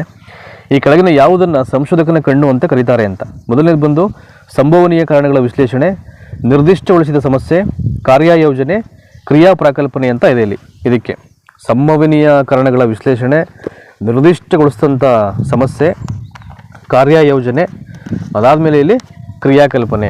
ಸೊ ಇಲ್ಲಿ ಕ್ರಿಯಾಕಲ್ಪನೆ ಅಂತ ಇದೆಯಲ್ಲ, ಕ್ರಿಯಾಕಲ್ಪನೆ ಅಂತಕ್ಕಂಥದ್ದು ಇದಕ್ಕೆ ರೈಟ್ ಆನ್ಸರ್ ಆಗುತ್ತೆ. ಇದಕ್ಕೆ ಸಂಬಂಧಪಟ್ಟಂಥ ವಿಶ್ಲೇಷಣೆ ನೋಡೋದಾದರೆ, ಕ್ರಿಯಾ ಸಂಶೋಧನಾ ಪ್ರಕ್ರಿಯೆಯಲ್ಲಿ ಸಂಶೋಧಕನು ಪ್ರಾಕಲ್ಪನೆಯನ್ನು ರಚಿಸಿಕೊಳ್ಳುವುದು ಪ್ರಮುಖ ಪಾತ್ರವನ್ನು ವಹಿಸುತ್ತೆ. ಸಂಶೋಧಕನು ಯಾವ ಪರಿಣಾಮಕಾರಿಯಾದ ಪ್ರಾಕಲ್ಪನೆಯನ್ನು ರಚಿಸಿಕೊಳ್ಳುತ್ತಾನೆಯೇ ಅಷ್ಟು ಪರಿಣಾಮಕಾರಿಯಾದ ಫಲಿತಾಂಶ ನಡೆಯುತ್ತದೆ. ಆದ್ದರಿಂದ ಕ್ರಿಯಾ ಪ್ರಾಕಲ್ಪನೆಯನ್ನು ಸಂಶೋಧಕನ ಕಣ್ಣು ಅಂತ ಇಲ್ಲಿ ಕರೆಯಲಾಗುತ್ತೆ. ಭಾಳ ಸಿಂಪಲ್ ಆಗಿದೆ ಇದು. ಆಯಿತಾ. So next 75. ಈ ಹಂತದ ಜ್ಞಾನಾತ್ಮಕ ಬೆಳವಣಿಗೆಯಲ್ಲಿ ತಾರ್ಕಿಕ ಚಿಂತನೆ ಅಂತಕ್ಕಂಥದ್ದು ಸಂಪೂರ್ಣವಾಗಿ ವಿಕಾಸಗೊಳ್ಳುತ್ತೆ. So we will see A 4 option. ಇದಂತೂ ಭಾಳ ಈಸಿ. ಜೀನ್ ಪಿಯಾಜೆ ಅವರು ಮಾಡಿರ್ತಕ್ಕಂಥ 4 ಹಂತಗಳು ಬರುತ್ತೆ ಅವ್ರದ್ದು. ಸಂವೇದನಗತಿ ಅಂತ, ಕಾರ್ಯಪೂರ್ವ ಅಂತ, ಮೂರ್ತ ಕಾರ್ಯಗಳ ಅಂತ ಮತ್ತು ಔಪಚಾರಿಕ ಕಾರ್ಯಗಳ ಹಂತ ಅಂತ ಬರುತ್ತೆ. ಸೊ ಲಾಸ್ಟ್ ಸ್ಟೇಜು ಔಪಚಾರಿಕ ಕಾರ್ಯಗಳ ಹಂತ. 11 ಇಯರ್ಸ್ ಆ್ಯಂಡ್ ಎಬವ್ ಬರುತ್ತೆ ಇದು. ಸೊ ತಾರ್ಕಿಕ ಚಿಂತನೆ ಅಂತಕ್ಕಂಥದ್ದು ಸಂಪೂರ್ಣವಾಗಿ ವಿಕಾಸಗೊಳ್ಳೋದು. ತರ್ಕಬದ್ಧ ಯೋಚನೆ ಮತ್ತು ತಾರ್ಕಿಕ ಚಿಂತನೆ ಭಾಳ ಈಸಿಯಾಗಿ ಗೆಸ್ ಮಾಡ್ಬೋದು ಇದನ್ನು. ದಟ್ ಈಸ್ ಆಪ್ಷನ್ ನಂಬರ್ 3 ಇದೆಯಲ್ಲ, ಇದು ಇಟ್ಸ್ ರೈಟ್ ಆನ್ಸರ್. ಇದಕ್ಕೆ option number 3 it's A right answer. ಔಪಚಾರಿಕ ಕಾರ್ಯಗಳ ಅಂತ ಆಗುತ್ತೆ ಇದು, ಆಯಿತಾ. ಸೊ ನೆಕ್ಸ್ಟು 76ನೇ ಪ್ರಶ್ನೆ ನೋಡೋಣ ಇಲ್ಲಿ. ಸೊ ಯಾವುದು ಅಂತ ಕ್ವಶನ್ ನಂಬರ್ 76ಗೆ ಸಂಬಂಧಪಟ್ಟಿದ್ದು. ಐ ಥಿಂಕ್ ಮಕ್ಕಳು ಚಲನಚಿತ್ರಗಳಲ್ಲಿ ಪ್ರದರ್ಶಿತವಾಗ್ತಕ್ಕಂಥ ಹಿಂಸಾತ್ಮಕ ವರ್ತನೆಯನ್ನು ನೋಡಿ ಕಲಿಯಬಹುದು ಎಂಬ ತೀರ್ಮಾನವನ್ನು ಯಾವ ಮನೋವಿಜ್ಞಾನಿಯು ಮಾಡಿರ್ತಕ್ಕಂಥ ಕೆಲಸದ ಆಧಾರದ ಮೇಲೆ ತೀರ್ಮಾನಿಸಬಹುದು ಅಂತ ಇದೆ. ನೋಡಿ, ಮಕ್ಕಳು ಈ ಸಿನಿಮಾ ನೋಡಬೇಕಾದ್ರೆ ಅಲ್ಲಿ ಕೆಲವೊಂದು ಹಿಂಸಾತ್ಮಕವಾದ ದೃಶ್ಯಗಳನ್ನು ಮತ್ತು ವರ್ತನೆಯನ್ನು ನೋಡಿ ಕಲಿತಾರೆ ಅವರು. ಈ ತೀರ್ಮಾನವನ್ನು ಯಾವ ಮನೋವಿಜ್ಞಾನಿಯು ಮಾಡಿರ್ತಕ್ಕಂಥ ಕೆಲಸದ ಆಧಾರದ ಮೇಲೆ ತೀರ್ಮಾನ ಮಾಡಬಹುದು ಅಂತ ಇದೆ ಇಲ್ಲಿ. ಸೊ ಆಪ್ಷನ್ 1 ಬಂದು Edward L Thorndike, J B. Watson, Albert Bandura ಮತ್ತು ಜೀನ್ ಪಿಯಾಜೆ ಅಂತ 4 ಇಲ್ಲಿ. ಸೊ ಇದರಲ್ಲಿ ಸರಿಯಾದಂಥ ಆನ್ಸರ್ ಬಂದು ದಟ್ ಈಸ್ 76ನೇ ಪ್ರಶ್ನೆಗೆ ಆಲ್ಬರ್ಟ್ ಬಂಡೂರ್ ಅಂತ ಇದೆಯಲ್ಲ, it's A right answer of this 76 ಕ್ವಶನಲ್ಲಿ. ಈ ಬಂಡೂರ್ ಬಗ್ಗೆ ಹೇಳೋದಾದರೆ, ಸೊ ಇಲ್ಲಿ ಆಲ್ಬರ್ಟ್ ಬಂಡೂರ್ ಅಂತಕ್ಕಂಥವರು ಒಂದು ಸರಳವಾದಂಥ ಮತ್ತು ಅರ್ಥಪೂರ್ಣವಾದಂಥ ಸಾಮಾಜಿಕ ಕಲಿವಿನ ತತ್ವವನ್ನು ಅವರು ಪ್ರತಿಪಾದನೆ ಮಾಡ್ತಾರೆ. ಸೊ ಇವ್ರ ಪ್ರಕಾರ ಸಾಮಾಜಿಕ ಕಲಿಕೆ ಅಂತಕ್ಕಂಥದ್ದು ಅನುಕರಣೀಯ, ಅದ್ರ ಮೂಲಕ ಉಂಟಾಗುತ್ತೆ. ಮತ್ತು ಜೊತೆಗೆ ಐ ಥಿಂಕ್ ಅದೇ ಕಲಿಕೆ ಅಂತಕ್ಕಂಥದ್ದು ಅನುಕರಣೀಯ, ಸಾಮಾಜಿಕ ಕಲಿಕೆ ಅಂತಕ್ಕಂಥದ್ದು ಅನುಕರಣೆಯ ಮೂಲಕನೇ ಉಂಟಾಗುತ್ತೆ ಅಂತ ಅವರು ಇಲ್ಲಿ ಪ್ರತಿಪಾದನೆ ಮಾಡುವಂಥದ್ದು. ಸೊ ಜೊತೆಗೆ ಅವರು ಇದನ್ನು ವೀಕ್ಷಣಾ ಕಲಿಕೆ ಅಥವಾ ಮಾದರಿ ನಿರ್ಮಾಣ ಕಲಿಯುವ ಅಂತಲೂ ಕೂಡ ಕರೀತಾರೆ, ಆಯಿತಾ. ಸೊ ಇದಾದ ಮೇಲೆ ಸಾಮಾಜಿಕ ಉದ್ದೀಪನ ಮತ್ತು ಅನುಕರಣೀಯ ಪ್ರತಿಕ್ರಿಯೆ ಮಗುವು ಮಾತನಾಡಬೇಕಾದ್ರೆ ನಡೆಯುವ ಕಲಿಕೆಯಲ್ಲಿ ಕಂಡುಬರುತ್ತೆ ಅಂತ ಹೇಳ್ತಾರೆ. ಜೊತೆಗೆ ಸಾಮಾಜಿಕ ವರ್ತನೆಗಳಿಂದ ಶುಭಹಾರೈಕೆ, ವಂದನಾರ್ಪಣೆ, ಮೆಚ್ಚುಗೆ, ಪ್ರಶಂಸೆ, ಸಂತೋಷವನ್ನು ಅಭಿವ್ಯಕ್ತಪಡಿಸತಕ್ಕಂಥದ್ದು ಮತ್ತು ಉಡುಪುಗಳನ್ನು ಧರಿಸುವಂಥದ್ದು, ತಲೆ ಬಾಚೋದು, ಬಹುಮಟ್ಟಿಗೆ ಇವೆಲ್ಲವೂ ಕೂಡ ಅನುಕರಣೆಯಿಂದಲೇ ಕಲಿಯುತ್ತೆ ಅಂತ ಅವರು ಹೇಳ್ತಾರೆ. ಇಲ್ಲಿ ಚಲನಚಿತ್ರವನ್ನು ನೋಡಿ ಕಲಿಯುತ್ತೇವೆ ಅಂತ ಅವರು ಮಾಡಿರ್ತಕ್ಕಂಥ ಒಂದು ಪ್ರತಿಪಾದನೆ ಕೆಲಸದ ಆಧಾರದ ಮೇಲೆ ಇದನ್ನು ನಾವಿಲ್ಲಿ ಆನ್ಸರ್ಸನ್ನು ಐಡೆಂಟಿಫೈ ಮಾಡ್ಬೋದು. ಆಲ್ಬರ್ಟ್ ಬಂಡೂರೇ ಮಾಡ್ತಕ್ಕಂಥ ಒಂದು ತೀರ್ಮಾನ ಅದು, ಆಯಿತಾ. ಸೊ ನೆಕ್ಸ್ಟು ಲಿಂಗ ತಾರತಮ್ಯ ಬೆಳವಣಿಗೆಯ ಪ್ರಮುಖ ಮೂಲ ಅಂತ ಇದೆ. ಲಿಂಗ ತಾರತಮ್ಯ ಬೆಳವಣಿಗೆಯ ಪ್ರಮುಖ ಮೂಲ ಯಾವುದು ಅಂತ ಇದೆ. ಸಮುದಾಯ, ಸಮೂಹ ಮಾಧ್ಯಮ, ಶಾಲೆ ಮತ್ತು ಕುಟುಂಬ ಅಂತಿದೆ. ಸಮುದಾಯ, ಸಮೂಹ ಮಾಧ್ಯಮ, ಶಾಲೆ ಮತ್ತು ಕುಟುಂಬ ಅಂತ ಇದೆ. ಭಾಳ ಈಸಿಯಾಗಿ ಹೇಳ್ಬೋದು. ದಟ್ ಈಸ್ ಇಲ್ಲಿ ಕುಟುಂಬ ಅಂತಕ್ಕಂಥದ್ದು ಈ ಆಯ್ಕೆಯನ್ನು ಇಲ್ಲಿ ಹೇಳಿದ್ದಾರೆ. ಇಲ್ಲಿ ನೋಡೋಣ ಇಲ್ಲಿ. ಸೊ ಲಿಂಗ ತಾರತಮ್ಯ ಬೆಳವಣಿಗೆ ಅಂತಕ್ಕಂಥದ್ದು ಹೆಚ್ಚು ಪ್ರಭಾವದಿಂದ ಕಂಡು ಬರತಕ್ಕಂಥದ್ದು ಕುಟುಂಬದಲ್ಲಿ. ಸೊ ಏನಕ್ಕೆ ಅಲ್ಲಿ ಹೆಣ್ಣು ಗಂಡು ಎಂಬ ವರ್ಗೀಕರಣ ನಡೆಯುತ್ತಲೇ ಹಾಗೂ ಈ ವರ್ಗೀಕರಣದ ಆಧಾರದ ಮೇಲೆ ದೈನಂದಿನ ಕಾರ್ಯಗಳು ನಡೀತಾ ಇರ್ತವೆ ಅಂತ, ಆಯಿತಾ. ಸಮುದಾಯದಲ್ಲಾಗಲಿ, ಶಾಲೆಯಲ್ಲಾಗಲಿ, ಸಮೂಹ ಮಾಧ್ಯಮದಾಗಲಿ ಇದು ಬರಲ್ಲ. ಇದು ಸ್ಕೂಲಲ್ಲಿ ಯೂನಿಫಾರ್ಮನ್ನು ತಂದಿರತಕ್ಕಂಥ ಉದ್ದೇಶ ಎಲ್ಲರೂ ಸಮಾನರು, ಎಲ್ಲರೂ ಈಕ್ವಲ್ ಆಗಿರಬೇಕು, ಅಲ್ಲಿ ಶ್ರೀಮಂತ ಬಡವ ಈ ಥರದ ಯಾವುದೇ ರೀತಿಯ ತಾರತಮ್ಯ ಆಗಲಿ ಭೇದ ಭಾವ ಆಗಲಿ ಬರಬಾರ್ದು ಅಂತಕ್ಕಂಥ ಹಿನ್ನೆಲೆಯಲ್ಲಿ ಆ ಯೂನಿಫಾರ್ಮನ್ನು ಐ ಥಿಂಕ್ ಶಾಲೆಗಳಲ್ಲಿ ಮಾಡಿರುವಂಥದ್ದು, ಅದು ಹಾಕೊಂಡು ಬರಲೇಬೇಕು ಅಂತ. ಹಾಗಾಗಿ ಇವೆಲ್ಲವೂ ಕೂಡ ಡಿಸ್ಕ್ರಿಮಿನೇಷನ್ನು ಇವೆಲ್ಲ ಸ್ಟಾರ್ಟ್ ಆಗೋದು ಕುಟುಂಬದಿಂದಲೇ. ಅದನ್ನು ಡಿವೈಡ್ ಮಾಡಿದ ನಂತರದಲ್ಲಿ ಇವ್ರ ಕೆಲಸ ಇದು ಅಂತಕ್ಕಂಥದ್ದನ್ನು ಅಲ್ಲಿ ಮಾಡುವಂಥದ್ದು ಅಲ್ಲಿಂದನೇ ಶುರುವಾಗ್ಬಿಡ್ತಿದ್ದು. ಹಾಗಾಗಿ ಲಿಂಗ ತಾರತಮ್ಯದ ಬೆಳವಣಿಗೆಯ ಪ್ರಮುಖ ಮೂಲ ಯಾವುದಪ್ಪ ಅಂದರೆ ದಟ್ ಈಸ್ ಕುಟುಂಬ. ಸೊ ನೆಕ್ಸ್ಟು ಕ್ವಶನ್ ನಂಬರ್ 78 ಇಲ್ಲಿ ನ್ಯೂನತೆ ಉಳ್ಳ ಮಕ್ಕಳಿಗಾಗಿ ಇರತಕ್ಕಂಥ ಕೇಂದ್ರೀಯ ನಿಯೋಜಿತ ಸಮಗ್ರ ಶಿಕ್ಷಣದ ಮೂಲಕ ಶೈಕ್ಷಣಿಕ ಅವಕಾಶಗಳನ್ನು ಇಲ್ಲಿ ನೀಡುವ ಗುರಿ ಹೊಂದಿದೆ ಅಂತ. ನ್ಯೂನತೆ ಉಳ್ಳ ಮಕ್ಕಳಿಗಾಗಿ ಇರುವ ಕೇಂದ್ರೀಯ ನಿಯೋಜಿತ ಸಮಗ್ರ ಶಿಕ್ಷಣದ ಮೂಲಕ ಶೈಕ್ಷಣಿಕ ಅವಕಾಶಗಳನ್ನು ಇಲ್ಲಿ ನೀಡುವ ಗುರಿ ಹೊಂದಿದೆ ಅಂತ ಇದೆ ಇಲ್ಲಿ. ಸೊ ಸಾಮಾನ್ಯ ಶಾಲೆಗಳು, ವಿಶೇಷ ಶಾಲೆಗಳು, ಮುಕ್ತ ಶಾಲೆಗಳು, ಅಂಧ ಪರಿಹಾರ ಸಂಘ ಶಾಲೆಗಳು ಅಂತಿದೆ. ಅಂದರೆ ಯಾರಿಗೆ ನ್ಯೂನತೆ ಇರುತ್ತೆ ಆ ಮಕ್ಕಳಿಗೋಸ್ಕರ ಕೇಂದ್ರೀಯ ನಿಯೋಜಿತ ಸಮಗ್ರ ಶಿಕ್ಷಣದ ಮೂಲಕ ಶೈಕ್ಷಣಿಕ ಅವಕಾಶಗಳನ್ನು ಎಲ್ಲಿ ನೀಡ್ತಾ ಇದ್ದಾರೆ ಅಂತ ಆ ಮಕ್ಕಳಿಗೆ, ಪಾಪ ನ್ಯೂನತೆ ಇರತಕ್ಕಂಥ ಮಕ್ಕಳಿಗೆ. ಸೊ ಇದಕ್ಕೆ 78ನೇ ಪ್ರಶ್ನೆಗೆ ಸರಿಯಾದಂಥ ಒಂದು ಆನ್ಸರ್ ಬಂದ್ಬಿಟ್ಟು ವಿಶೇಷ ಶಾಲೆಗಳು ಅಂತ ಇದೆಯಲ್ಲ, ಇದು ಸೊ ರೈಟ್ ಆನ್ಸರ್ ಆಗುತ್ತೆ. ನೋಡಿ, ಇಲ್ಲಿ ನ್ಯೂನತೆಯನ್ನು ಹೊಂದಿರತಕ್ಕಂಥ ಮಕ್ಕಳಿಗೋಸ್ಕರ ಕೇಂದ್ರ ಸರ್ಕಾರ ನಿಯೋಜಿಸಿರ್ತಕ್ಕಂಥ ಶಾಲೆಗಳನ್ನು ಸಾಮಾನ್ಯವಾಗಿ ಸ್ಪೆಷಲ್ ಸ್ಕೂಲ್ಸ್ ಅಂತ ನಾವು ಹೇಳ್ತೀವಿ. ಒಂದಷ್ಟು ಎಕ್ಸಾಂಪಲ್ಸ್ ಇದೆ ಅದಕ್ಕೆ. ನೋಡಿ, ಸ್ಪೀಚ್ ಆ್ಯಂಡ್ ಹೆವಿಂಗ್ ಸ್ಕೂಲ್ ಅಂತ ಇದೆ ಮೈಸೂರಲ್ಲಿ, ಅದು ಬರುತ್ತೆ. ಅದು ಅಂದರೆ ಈ ನ್ಯೂನತೆ ಇರತಕ್ಕಂಥ ಮಕ್ಕಳಿಗೆ ಒಂದು ಸಪ್ರೇಟ್ ಸ್ಕೂಲ್ ಅಂತ ಇರುತ್ತೆ, ಅವ್ರಿಗೆ ಮಾಡಿರ್ತಕ್ಕಂಥದ್ದು ಸೆಂಟ್ರಲ್ ಗೌರ್ಮೆಂಟು, ಆಯಿತಾ. ಸೊ ನೆಕ್ಸ್ಟು 79ನೇ ಪ್ರಶ್ನೆ ಈಗ ಇಲ್ಲಿ ಏನಿದೆ ಅಂತ ಇಲ್ಲಿ ನೈತಿಕ ಬೆಳವಣಿಗೆಯ ಸಿದ್ಧಾಂತವನ್ನು ಪ್ರತಿಪಾದನೆ ಮಾಡಿದವರು. ಇದಂತೂ ವೆರಿ ಇಂಪಾರ್ಟೆಂಟ್ ಕ್ವಶನ್. ಇದು ಆಲ್ಮೋಸ್ಟ್ ಎಲ್ಲ ವರ್ಷದ ಪತ್ರಿಕೆಯಲ್ಲೂ ಈ ಕ್ವಶನ್ ಇದ್ದೇ ಇರುತ್ತೆ. ನೈತಿಕ ಬೆಳವಣಿಗೆ ಸಿದ್ಧಾಂತವನ್ನು ಯಾರು ಪ್ರತಿಪಾದನೆ ಮಾಡಿದ್ರು ಅಂತ. ಕೊಹ್ಲಾಬರ್ಗು, ಬಂಡೂರು, ಬ್ರೂನರು ಮತ್ತು ಗ್ಯಾನೆ. ಸೊ ಕೊಹ್ಲಾಬರ್ಗು ನೈತಿಕ ಬೆಳವಣಿಗೆ ಸಿದ್ಧಾಂತವನ್ನು ಮಾಡಿದವರು ಕೊಹ್ಲಾಬರ್ಗು, ಆಯಿತಾ. ಸೊ ಇಲ್ಲಿ ಈ ನೈತಿಕ ಬೆಳವಣಿಗೆ ಅಂತಕ್ಕಂಥ ಒಂದು ಪದ ವ್ಯಕ್ತಿಯ ಆಂತರಿಕ ಸ್ವರೂಪ ಮತ್ತು ಸಮಾಜ ಒಪ್ಪಿದ ಮೌಲ್ಯಗಳಿಗೆ ಅನುಗುಣವಾಗಿರತಕ್ಕಂಥ ಒಂದು ವೈಯಕ್ತಿಕ ಗುಣವನ್ನು ಹೊಂದಿರತಕ್ಕಂಥ ಒಂದು ವ್ಯವಸ್ಥೆ ಅದು. ಸೊ ಅದನ್ನು ಇಲ್ಲಿ ಅವರು ಪ್ರತಿಪಾದನೆ ಮಾಡ್ತಾರೆ ಕೊಹ್ಲಾಬರ್ಗ್ ಅವರು. ಸೊ ಏನು ಹೇಳ್ತಾರೆ ಇವ್ರ ಪ್ರಕಾರ ಮಕ್ಕಳು ತಮ್ಮದೇ ಆದಂಥ ನೈತಿಕ ಮಾನದಂಡಗಳನ್ನು ರೂಪಿಸ್ಕೊಳ್ತಾರೆ. ಈ ನೈತಿಕ ಮಾನದಂಡಗಳು ಪೋಷಕರು ಹಾಗೂ ಸಮವಯಸ್ಕರಿಂದಲೇ ಬರುವ ಅಗತ್ಯವಿಲ್ಲ. ಆದರೆ ಅವು ಸಾಮಾಜಿಕ ಪರಿಸರ ಮತ್ತು ಮಕ್ಕಳ ಜ್ಞಾನಾತ್ಮಕ ಸಂರಚನೆಯ ಅಂತರ್ಕ್ರಿಯೆಯಿಂದ ಉದ್ಭವ ಆಗುತ್ತೆ ಅಂತ ಅವರು ಇಲ್ಲಿ ಹೇಳಿರುವಂಥದ್ದು. ಸೊ ಯಾರು? ಕೊಹ್ಲಾಬರ್ಗ್ ಅವರು, ಆಯಿತಾ. ಹಾಗಾಗಿ ಇದಕ್ಕೆ ನೈತಿಕ ಬೆಳವಣಿಗೆ ಸಿದ್ಧಾಂತವನ್ನು ಇಲ್ಲಿ ಯಾರು ಮಾಡಿದ್ರು ಅಂದರೆ ದಟ್ ಈಸ್ ಕೊಹ್ಲಾಬರ್ಗ್ ಅಂತಕ್ಕಂಥದ್ದು ಇದಕ್ಕೆ ಸರಿಯಾದಂಥ ಆನ್ಸರ್ ಆಗುತ್ತೆ, ಆಯಿತಾ. Next question number 80 here we go. ಬಹುಮುಖ ಬುದ್ಧಿಶಕ್ತಿಯ ಸಿದ್ಧಾಂತದ ಪ್ರಕಾರ ಎಲ್ಲ ರೀತಿಯ ಪ್ರಾಣಿಗಳನ್ನು, ಸಸ್ಯಗಳನ್ನು ಹಾಗೂ ಲವಣಗಳನ್ನು ಗುರುತಿಸ್ತಕ್ಕಂಥ ಹಾಗೂ ವರ್ಗೀಕರಿಸುವ ಸಾಮರ್ಥ್ಯವನ್ನು ಹೀಗೆ ಕರೀತಾರೆ ಅಂತ. ಬಹುಮುಖ ಬುದ್ಧಿಶಕ್ತಿಯ ಸಿದ್ಧಾಂತದ ಪ್ರಕಾರ ಅಂತ, ಮಲ್ಟಿಪಲ್ ಇಂಟೆಲಿಜೆನ್ಸ್ಗೆ ಸಂಬಂಧಪಟ್ಟಂಥ ಒಂದು ಪ್ರಶ್ನೆ ಇದು. ಈ ಒಂದು ಸಿದ್ಧಾಂತದ ಪ್ರಕಾರವಾಗಿ ಎಲ್ಲ ರೀತಿಯ ಪ್ರಾಣಿಗಳನ್ನು, ಸಸ್ಯಗಳನ್ನು ಹಾಗೂ ಲವಣಗಳನ್ನು ಗುರುತಿಸ್ತಕ್ಕಂಥ ಹಾಗೂ ವರ್ಗೀಕರಣ ಮಾಡ್ತಕ್ಕಂಥ ಸಾಮರ್ಥ್ಯವನ್ನು ನಾವೇನಂತ ಕರಿತೀವಿ ಅಂತ. ಅಂತರ್ವ್ಯಕ್ತ ಬುದ್ಧಿಶಕ್ತಿ, ಶಾಬ್ದಿಕ ಭಾಷಾ ಬುದ್ಧಿಶಕ್ತಿ, ತಾರ್ಕಿಕ ಗಣಿತೀಯ ಬುದ್ಧಿಶಕ್ತಿ, ಸಹಜ ಬುದ್ಧಿಶಕ್ತಿ ಅಂತ ಇದೆ ಇಲ್ಲಿ. ಸೊ 80ಕ್ಕೆ ಸರಿಯಾದಂಥ ಆನ್ಸರ್ ಬಂದು ದಟ್ ಈಸ್ ಅಂತರ್ವ್ಯಕ್ತಿ ಬುದ್ಧಿಶಕ್ತಿ ಸರಿಯಾದಂಥ ಉತ್ತರ ಆಗುತ್ತೆ ಇಲ್ಲಿ. ಸೊ ಮಲ್ಟಿಪಲ್ ಇಂಟೆಲಿಜೆನ್ಸ್ಗೆ ಸಂಬಂಧಪಟ್ಟ ಹಾಗೆ ಇದಕ್ಕೆ ಸರಿಯಾದಂಥ ಉತ್ತರ ಆಗುತ್ತೆ, ದಟ್ ಈಸ್ ಅಂತರ್ವ್ಯಕ್ತ ಬುದ್ಧಿಶಕ್ತಿ. ಸೊ ನೆಕ್ಸ್ಟು ಕ್ವಶನ್ ನಂಬರ್ 81 ಇದೆಯಲ್ಲ, ಇಲ್ಲಿ 81ನಲ್ಲಿ ಡಿಸ್ಲೆಕ್ಸಿಯಾ ಇದಕ್ಕೆ ಸಂಬಂಧಪಟ್ಟ ಸಮಸ್ಯೆ ಆಗಿದೆ. ಓದುವುದು, ಮಾತನಾಡುವುದು ಮತ್ತು ಆಲಿಸುವುದು ಮತ್ತು ಕೇಳಿಸಿಕೊಳ್ಳುವುದು ಅಂತ ಇದೆ. ಭಾಳ ಈಸಿಯಾಗಿ ಹೇಳ್ಬಿಡ್ತಾರೆ ಇದನ್ನು. ಡಿಸ್ಲೆಕ್ಸಿಯಾ ಅಂದರೆ ಓದುವಿಕೆಗೆ ಸಂಬಂಧಪಟ್ಟಂಥ ಲಕ್ಷಣಗಳು. ಇವು ಒಂದು 2-3 ಕಾನ್ಸೆಪ್ಟ್ ಬರುತ್ತೆ. ಇದು ಡಿಸ್ಲೆಕ್ಸಿಯಾ ಇದೆ, ಡಿಸ್ಗ್ರಾಫಿಯಾ, ಡಿಸ್ಕ್ಯಾಲಿಕುಲಿಯಾ, ಆಯಿತಾ. ಸೊ ಡಿಸ್ಪಾನಿಯಾ, ಐ ಥಿಂಕ್ ಸಾಕಷ್ಟಿದೆ. ಅಂದರೆ ಓದ್ತಕ್ಕಂಥ ವಿಚಾರದಲ್ಲಿ ಅಸ್ವಸ್ಥತೆ ಏನಾದರೂ ಅದನ್ನು ಇಲ್ಲಿ ನಾವು ಡಿಸ್ಲೆಕ್ಸಿಯಾ ಅಂತ ಕರೆಯೋದುಂಟು ಇಲ್ಲಿ. ಸೊ ಇಲ್ಲಿ ಸಾಮಾನ್ಯ ಬುದ್ಧಿವಂತಿಕೆ ಹೊರತಾಗಿಯೂ ಓದುವ ತೊಂದರೆಗಳಿಂದ ಕೂಡಿದೆ. ವಿಭಿನ್ನ ಜನರಿಗೆ ವಿವಿಧ ಹಂತಗಳಲ್ಲಿ ಪರಿಣಾಮ ಬೀರುತ್ತೆ. ಅಂದರೆ ಈ ಪದಗಳಾಗಿರ್ಬೋದು, ಕಾಗುಣಿತ ಆಗಿರ್ಬೋದು, ಈ ಒಂದು ಪದಗಳನ್ನು ಹೇಳಬೇಕಾದ್ರೆ, ಓದಬೇಕಾದ್ರೆ ಅವರು ತೊಂದರೆಗಳನ್ನು ಪಡ್ತಾ ಇರ್ತಾರೆ ಅಂತ. ಸೊ ಆ ಒಂದು ಮಕ್ಕಳನ್ನ ಇಲ್ಲಿ ಅವರು ಡಿಸ್ಲೆಕ್ಸಿಯಾದಿಂದ ಬಳಲ್ತಾ ಇದ್ದಾರೆ ಅಂತ ನಾವು ಹೇಳುವಂಥದ್ದು. ಸೊ ಹಾಗಾಗಿ ಇದನ್ನು ಓದುವಿಕೆಗೆ ಸಂಬಂಧಪಟ್ಟಂಥ ಒಂದು ಕಾನ್ಸೆಪ್ಟ್ ಇದು. ನೆಕ್ಸ್ಟು 82ನೇ ಪ್ರಶ್ನೆ ನೋಡೋಣ ಈಗ. ಒಬ್ಬ ವಿದ್ಯಾರ್ಥಿಯು ತನ್ನ ಸಹಪಾಠಿಗಳೊಂದಿಗೆ ಒರಟಾಗಿ ವರ್ತಿಸುವನು ಹಾಗೂ ಶಾಲಾ ನಿಯಮಗಳಿಗೆ ಹೊಂದಿಕೊಳ್ಳುವುದಿಲ್ಲ. ಈ ವಿದ್ಯಾರ್ಥಿಗೆ ನೀಡಬೇಕಾದ ಅವಶ್ಯಕ ಸಹಾಯದ ವಲಯ ಅಂತ ಇದೆ. ಸೊ ಒಬ್ಬ ವಿದ್ಯಾರ್ಥಿ ಅಂತಕ್ಕಂಥವನು ಅವನ ಫ್ರೆಂಡ್ ಜೊತೆ ಒರಟಾಗಿ ಬಿಹೇವ್ ಮಾಡ್ತಾನೆ, ಮತ್ತು ಸ್ಕೂಲಲ್ಲಿ ಏನು ಒಂದು ರೂಲ್ಸ್ ರೆಗ್ಯುಲೇಷನ್ಸ್ ಇರುತ್ತೆ ಅದು ಯಾವುದನ್ನು ಫಾಲೋ ಅಪ್ ಮಾಡಲ್ಲ, ಅದು ಯಾವುದಕ್ಕೂ ಹೊಂದ್ಕೊಳ್ಳಲ್ಲ ಅವನು. ಸೊ ಅಂಥ ವಿದ್ಯಾರ್ಥಿಗೆ ಅವಶ್ಯ ಅಂದರೆ ಸಹಾಯ ಮಾಡ್ತಕ್ಕಂಥ ಒಂದು ಝೋನ್ ಯಾವುದು ಅಂತ, ವಲಯ ಅಂತ. ಸೊ ಹೇಗೆಲ್ಲ ಅವ್ರಿಗೆ ಹೆಲ್ಪ್ ಮಾಡೋದು ಅಂತ, ಒಂದು ಉನ್ನತ ಮಟ್ಟದ ಕೌಶಲ್ಯಗಳು, ಜ್ಞಾನಾತ್ಮಕ ವಲಯ, ಮನೋಜನ್ಯ ಕ್ರಿಯಾ ವಲಯ, ಭಾವನಾತ್ಮಕ ವಲಯ ಅಂತ ಇದೆ. ಸೊ 82 ಸರಿಯಾದಂಥ ಉತ್ತರ ದಟ್ ಈಸ್ ಭಾವನಾತ್ಮಕ ವಲಯ. ಅವನಿಗೇನು ಸಮಸ್ಯೆ ಆಗಿದೆ, ಏನೆಲ್ಲ ಪ್ರಾಬ್ಲಮ್ ಆಗಿದೆ, ಅವನ ಭಾವನೆಗಳು ಐ ಥಿಂಕ್ ಸರಿಯಾಗಿದೆಯೋ, ಸೊ ಅವನಿಗೇನೆಲ್ಲ I think so what are all the thinking going on his mind ಅಂತ, ಅವನಿಗೇನು ನಡೀತಾ ಇದೆ ಅವನ ಮೈಂಡಲ್ಲಿ, ಏನಾಗ್ತಾ ಇದೆ, ಇವೆಲ್ಲವನ್ನು ಕೂಲಂಕುಷವಾಗಿ ಈ ಒಂದು ಭಾವನಾತ್ಮಕ ವಲಯದಿಂದ ಆತನನ್ನು ಪತ್ತೆ ಹಚ್ಚಿ ಅವನಿಗೆ ಬೇಕಾದಂಥ ಕೆಲವೊಂದು ಅವನಿಗೆ ಹೇಗೆಲ್ಲ ಸಹಾಯ ಮಾಡ್ಬೋದು ಅವುಗಳನ್ನು ಫೈಂಡ್ ಮಾಡಲಿಕ್ಕೆ ಅನುಕೂಲ ಆಗುತ್ತೆ ಅಂತ ಅಷ್ಟೇ ಇಲ್ಲಿ. ಸೊ ವಿದ್ಯಾರ್ಥಿಗಳು ಭಾವನಾತ್ಮಕ ವಲಯಕ್ಕೆ ಸಂಬಂಧಿಸಿದ ವಿಕಾಸಾತ್ಮಕ ಕಾರ್ಯಗಳು ಸೂಕ್ತವಾಗಿ ಕಾರ್ಯರೂಪಕ್ಕೆ ಬಂದಿರುವುದಿಲ್ಲ. ಸೊ ಆದ್ದರಿಂದ ಈ ಮೇಲ್ಕಂಡ ವಲಯದ ಅಗತ್ಯತೆ ಇದ್ದೇ ಇರುತ್ತೆ. ಹಾಗಾಗಿ ಈ ವಲಯದಿಂದ ಅವರಿಗೆ ಏನಾದರೂ ಸಹಾಯ ಮಾಡಲಿಕ್ಕೆ ಅನುಕೂಲ ಆಗುತ್ತೆ ಅಂತಷ್ಟೇ. ನೆಕ್ಸ್ಟು 83ನೇ ಪ್ರಶ್ನೆ ನೋಡೋಣ ಈಗ. ನೈಜವಾದ ನೈತಿಕ ಪ್ರಜ್ಞೆಯು ವ್ಯಕ್ತವಾಗುವ ಹಂತ ಅಂತಿದೆ. ನೈಜವಾದ ನೈತಿಕ ಪ್ರಜ್ಞೆಯು ವ್ಯಕ್ತವಾಗ್ತಕ್ಕಂಥ ಹಂತ ಯಾವುದು ಅಂತ.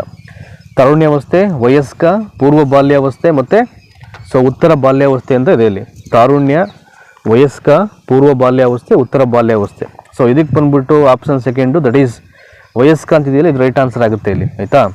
ಈ ವಯಸ್ಕದಲ್ಲೇ ನೈತಿಕ ಪ್ರಜ್ಞೆ ಅಂತಕ್ಕಂಥದ್ದು ಅದು ಪರಿಪೂರ್ಣವಾಗಿ ವ್ಯಕ್ತ ಆಗುತ್ತೆ ಪ್ರತಿಯೊಬ್ಬ ವ್ಯಕ್ತಿಯೂ ಕೂಡ. ಹಾಗಾಗಿ ವಯಸ್ಕತನ ಅಂತಕ್ಕಂಥದ್ದು ಇಟ್ಸ್ ಎ ರೈಟ್ ಆನ್ಸರ್ ಅದಕ್ಕೆ, ಆಯಿತಾ. ಇನ್ನು ಪೂರ್ವ ಬಾಲ್ಯಾವಸ್ಥೆ ಬಿಡಿಯೋದು ಐ ಥಿಂಕ್ ಆರಂಭದ ಅವಧಿಗಳು, ಉತ್ತರ ಬಾಲ್ಯಾವಸ್ಥೆನೂ ಅಷ್ಟೇ. ಇನ್ನು ತಾರುಣ್ಯಾವಸ್ಥೆ ಇದು ಅಡಲ್ಸೆನ್ಸ್ ಅಂತ ಕರೀತಾರೆ. ನಾನು ಆವಾಗಲೇ ಹೇಳಿದಾಗೆ ಈ ತಾರುಣ್ಯಾವಸ್ಥೆಯನ್ನು ಇದೊಂದು ಐ ಥಿಂಕ್ ಒಬ್ಬ ವ್ಯಕ್ತಿ ತನ್ನನ್ನು ತಾನು ಒಳ್ಳೆಯ ರೀತಿಯಲ್ಲೂ ಬದಲು ಮಾಡ್ಕೊಳ್ತಕ್ಕಂಥ ಒಂದು ಒಳ್ಳೆಯ ಟೈಮು. ಅವನು ಕೆಟ್ಟ ರೀತಿಯಲ್ಲೂ ಚೇಂಜ್ ಆಗ್ತಕ್ಕಂಥ ಟೈಮ್ ಇರುತ್ತೆ. ಬಟ್ ಯಾವುದನ್ನು ಆಯ್ಕೆ ಮಾಡ್ಕೋತಾನೆ ಅಡಲ್ಸೆನ್ಸಲ್ಲಿ, ಅದ್ರ ಮೇಲೆ ಅವ್ನ ಲೈಫ್ ಬಿಲ್ಡ್ ಆಗುತ್ತೆ ಅಲ್ಲಿ. ಹಾಗಾಗಿ ಅಡಲ್ಸೆನ್ಸ್ ಅನ್ನೋದು it's A very important concept, topic ಅದು, ಅಥವಾ ಒಂದು ವೆರಿ ಇಂಪಾರ್ಟೆಂಟ್ ಏಜ್ ಅದು. ಸೊ ಪ್ರತಿಯೊಬ್ಬ ವ್ಯಕ್ತಿ ಅಥವಾ ಒಂದು ಮಗು ಮಕ್ಕಳಾಗಿರ್ಬೋದು, ಆ ಒಂದು ಏಜಿನ ಒಂದು ಮಕ್ಕಳಾಗಿರ್ಬೋದು, ಅವ್ರನ್ನ ಅವರು ಥಿಂಕ್ ಒಳ್ಳೆ ರೀತಿಯಲ್ಲಿ ನಡೆಸ್ಕೊಂಡು ಹೋಗಲಿಕ್ಕೆ, ಆಯಿತಾ. ಸೊ 83ನೇದಕ್ಕೆ ವಯಸ್ಕ ಇಲ್ಲಿ ಸರಿಯಾದಂಥ ಆನ್ಸರ್ ಆಗುತ್ತೆ. ಇನ್ನು 84ನೇ ಪ್ರಶ್ನೆ ನೋಡೋಣ ಇಲ್ಲಿ ಏನಿದೆ ಅಂತ. ಇಲ್ಲಿ ಈ ಹೇಳಿಕೆ ಗಂಡಸರು ಹೆಂಗಸರಿಗಿಂತ ಹೆಚ್ಚು ಬುದ್ಧಿವಂತರು ಅಂತ ಇದೆ ಇಲ್ಲಿ. ಸೊ ಏನಕ್ಕೆ ಇದು ನಿಜ, ಸುಳ್ಳು, ಲಿಂಗ ತಾರತಮ್ಯವನ್ನು ತೋರಿಸುತ್ತೆ ಮತ್ತು ಕೆಲವು ಜನಾಂಗಗಳಲ್ಲಿ ಸತ್ಯ ಅಂತ. ನೋಡಿ, ಈ ಥರ ಯಾವ್ದಾದ್ರು ಒಂದು ಸ್ಟೇಟ್ಮೆಂಟ್ ಕೊಡ್ತಾರೆ, ಒಂದು ಹೇಳಿಕೆ ಕೊಟ್ಬಿಟ್ಟು ನಿಮ್ಗೆ ಅದ್ರ ಬಗ್ಗೆ ಅರ್ಥನೇ ಆಗ್ಬಾರ್ದು, ಆ ಥರ ಕನ್ಫ್ಯೂಸ್ ಮಾಡಕ್ಕೆ ಬಿಡ್ತಾರೆ ಇಲ್ಲಿ. ನೋಡಿ, ಅಷ್ಟೇ ಏನು ಕೊಟ್ಟಿದ್ದಾರೆ ಇಲ್ಲಿ 84ನೇದರಲ್ಲಿ, ಈ ಹೇಳಿಕೆ ಗಂಡಸರು ಹೆಂಗಸರಿಗಿಂತ ಹೆಚ್ಚು ಬುದ್ಧಿವಂತರು ಅಂತ ಕೊಟ್ಬಿಟ್ಟಿದ್ದಾರೆ. ಮುಂದಕ್ಕೆ ಏನೂ ಕೊಟ್ಟಿಲ್ಲ. ಇನ್ನು ಅದಕ್ಕೆ ಸಂಬಂಧಪಟ್ಟಂತೆ 4 ಆಪ್ಷನ್ ಇದೆ, ನೀವು ಗೆಸ್ ಮಾಡಬೇಕು ಯಾವುದು ಅಂತ. ನಿಜ, ಸುಳ್ಳು, ಲಿಂಗ ತಾರತಮ್ಯವನ್ನು ತೋರಿಸುತ್ತೆ, ಕೆಲವು ಜನಾಂಗಗಳಲ್ಲಿ ಸತ್ಯ ಅಂತ. ಅಂದರೆ ತೀರಾ ತಲೆ ಕೆಲಸ ಕೊಡದೇ ಇರೋರು, ತುಂಬ ಬುದ್ಧಿವಂತಿಕೆಯಿಂದ ಯೋಚನೆ ಮಾಡಲಿಕ್ಕೆ ಸ್ವಲ್ಪ ಕಷ್ಟಪಡೋರು ಏನಾಗುತ್ತೆ, ಈ ನಿಜ ಸುಳ್ಳು ಇವೆರಡರಲ್ಲಿ ಯಾವ್ದಾದ್ರು ಒಂದು ಆಯ್ಕೆ ಮಾಡಿಬಿಡ್ತಾರೆ. ನಿಜ ಇರ್ಬೋದಲ್ವಾ, ಸುಳ್ಳು ಇರ್ಬೋದು ಅಂತ. ಬಟ್ ಆಯ್ಕೆಗಳು ಬೇರೆ ರೀತಿಯಲ್ಲಿ ಇರುತ್ತೆ. ಅದನ್ನೇ ಹೇಳೋದು, ಎಜುಕೇಷನ್, ಚೈಲ್ಡ್ ಡೆವಲಪ್ಮೆಂಟ್ ಆ್ಯಂಡ್ ಪೆಡಾಗಜಿಯಲ್ಲಿ ನಾವು ಐ ಥಿಂಕ್ ಬೇರೆ ಸಬ್ಜೆಕ್ಟಲ್ಲಿ ನಾವೇನು ಆಪ್ಷನ್ಸನ್ನು ಆಯ್ಕೆ ಮಾಡಿ ಆನ್ಸರ್ ಮಾಡ್ತೀವಿ, ಆ ವೇನಲ್ಲಿ ಸೈಕಾಲಜಿಯಲ್ಲಿ ಹಂಗೆ ಮಾಡಲಿಕ್ಕಾಗಲ್ಲ. ಇಲ್ಲಿ ಒಂದಷ್ಟು ಡೀಪಾಗಿ ಕೆಲವೊಂದು ವಿಚಾರಗಳನ್ನು ನಾವು ತುಂಬ ಯೋಚನೆ ಮಾಡಿ ಅದಕ್ಕೆ ಒಂದು ಸರಿಯಾದಂಥ ಆಯ್ಕೆಯನ್ನು ಇಲ್ಲಿ ನಾವು ಚೂಸ್ ಮಾಡಬೇಕಾಗುತ್ತೆ, ಆಯಿತಾ. ಸೊ ಇದಕ್ಕೆ ಸರಿಯಾದಂಥ ಉತ್ತರ ಬಂದ್ಬಿಟ್ಟು ಲಿಂಗ ತಾರತಮ್ಯವನ್ನು ತೋರಿಸುತ್ತೆ. ಖಂಡಿತ ಅಲ್ವಾ ಅದು? ಗಂಡಸರು ಹೆಂಗಸರಿಗಿಂತ ಹೆಚ್ಚು ಬುದ್ಧಿವಂತರು ಅಂದರೆ ಅಲ್ಲಿ ಲಿಂಗ ತಾರತಮ್ಯ ಮಾಡ್ತಾಯಿದ್ದಾರೆ ಅಂತ ಅಷ್ಟು ಸಿಂಪಲಾಗಿ ಹೇಳ್ಬೇಕಾದ್ರೆ ನಿಮಗೆ. ಸೊ ಗಂಡಸರು ಹೆಂಗಸರಿಗಿಂತ ಹೆಚ್ಚು ಬುದ್ಧಿವಂತರು ಎಂದು ಸಂಪೂರ್ಣವಾಗಿ ಹೇಳಲಿಕ್ಕೆ ಸಾಧ್ಯನೇ ಇಲ್ಲ ಅಲ್ಲಿ, ಆಯಿತಾ. ಸೊ ಇಲ್ಲಿಯವರೆಗೆ ಅನೇಕ ಸಂಶೋಧಕರು ತಮ್ಮ ಸಂಶೋಧನಾ ಅಂಶಗಳನ್ನು ವ್ಯಕ್ತಪಡಿಸಿದ್ದಾರೆ. ಅಂದರೆ ಗಂಡಸರು ಗಣಿತದಲ್ಲಿ ಸ್ವಲ್ಪ ಮುಂದಿದ್ದರೆ ಹೆಂಗಸರು ಭಾಷೆ ವಿಷಯದಲ್ಲಿ ಮುಂದಿರುತ್ತಾರೆ. ಅಂದರೆ ಯಾರನ್ನು ಕೂಡ ಡಿಸ್ಕ್ರಿಮಿನೇಷನ್ ಮಾಡೋಂಗಿಲ್ಲ ಅಲ್ಲಿ. ಅವ್ರವ್ರ ಕಲೆ ಮತ್ತು ಟ್ಯಾಲೆಂಟ್ಸಲ್ಲಿ ಅವ್ರ ರಿಚ್ನೆಸ್ ಇರ್ತಿದೆ. ಹಾಗಾಗಿ ಅದನ್ನು ಇಲ್ಲಿ ಭೇದ ಭಾವ ಮಾಡೋ ಹಾಗಿಲ್ಲ. ಬಟ್ ತಾರತಮ್ಯ ಅಂತೂ ಇಲ್ಲಿ ಮಾಡೋ ಹಾಗಿಲ್ಲ, ಅದು ಒಂಚೂರು ನೆನಪಿರಲಿ ಅದು, ಆಯಿತಾ. ಹಾಗಾಗಿ ಲಿಂಗ ತಾರತಮ್ಯ ಅಂತಕ್ಕಂಥದ್ದಕ್ಕೆ ಸರಿಯಾದಂಥ ಆನ್ಸರ್ ಆಗುತ್ತೆ. ಸೊ ನೆಕ್ಸ್ಟು ಕ್ವಶನ್ ನಂಬರ್ 85 ನೋಡೋಣ ಏನಿದೆ ಅಂತ. ಈಗ ಒಂದು ಸಮೂಹದ ಸದಸ್ಯರ ಸಂಬಂಧವನ್ನು ಅಧ್ಯಯನ ಮಾಡಲು ಈ ಕೆಳಗಿನವುಗಳಲ್ಲಿ ಯಾವುದನ್ನು ಬಳಸಲಾಗುತ್ತೆ ಅಂತ. ಒಂದು ಸಮೂಹದ ಸದಸ್ಯರ ಸಂಬಂಧವನ್ನು ಅಧ್ಯಯನ ಮಾಡಲು ಈ ಕೆಳಗಿನವುಗಳಲ್ಲಿ ಯಾವುದನ್ನು ಬಳಸಲಾಗುತ್ತೆ? ಮೊದಲನೇದು ಸಮಾಜ ಮಿತಿ ತಂತ್ರ, ಪ್ರಕ್ಷೇಪಣ ತಂತ್ರ, ದರ್ಜಾ ಮಾಪನ, ಸಾಂದರ್ಭಿಕ ಪರೀಕ್ಷೆ, ಆಯಿತಾ. ಸೊ 85ನೇದಕ್ಕೆ ಸರಿಯಾದಂಥ ಆನ್ಸರ್ ಬಂದು ದಿಸ್ ಸಮಾಜ ಮಿತಿ ತಂತ್ರ ಆಗುತ್ತೆ, ಸಮಾಜ ಮಿತಿ ತಂತ್ರ.